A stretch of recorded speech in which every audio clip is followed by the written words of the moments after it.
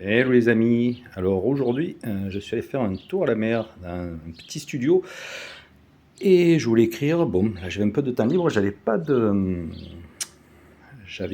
wifi, donc qu'est-ce que j'ai fait? Je suis allé à une boîte à livres et qu'est-ce que j'ai trouvé? Voilà ce que j'ai trouvé à la boîte à livres. Bon, comme j'avais pas de wifi, donc je pouvais pas trop travailler, là j'attends que ça repasse, la mer il commence à pleuvoir. Et du coup, je suis allé à la boîte à livres. Et je trouve que l'avantage de ces boîtes, c'est qu'on prend souvent des livres qu'on n'aurait pas forcément lus, hein. Puis c'est un peu comme c'est un peu de la magie, comme un trésor, hein. On ouvre on ne sait jamais ce qu'on va découvrir.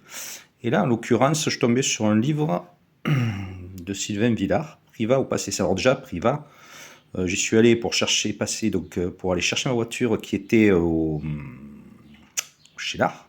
Privat, je me suis jamais vraiment très intéressé, pourtant j'aime bien les villes, hein, mais bon, c'est vrai que Privat, sans plus. Et là, je tombais sur ce livre de Sylvain Gillard.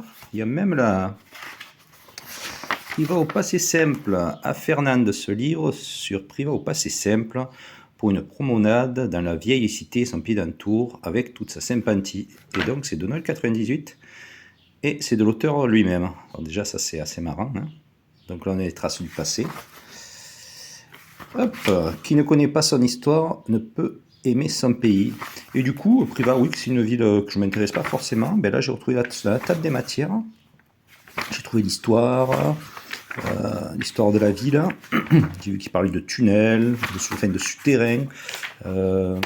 Donc, et puis en plus, que j'aime bien prendre des photos des vieilles portes. J'ai vu qu'il y avait des belles portes. Ils expliquaient les tours. Donc j'ai trouvé ça très intéressant. C'est un livre que je n'aurais sûrement pas sur le Mont Toulouse. Le Mont, comment il appelle ça? Bon, hop. Il y a de l'histoire, il parle, vous voyez, tout ce que j'adore, hein. Donc là, il y a des vieilles portes, les souterrains, l'histoire de la ville. Donc voilà comment je me suis retrouvé avec ce livre que je n'aurais jamais acheté, une ville que je ne suis même pas intéressé. Et ben voilà, ça va m'occuper une partie de l'après-midi, je vais lire ça. Et puis après, j'essaierai d'écrire un peu.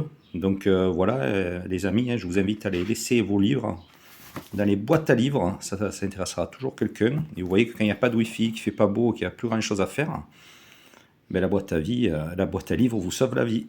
Allez les amis, à bientôt pour de nouvelles aventures.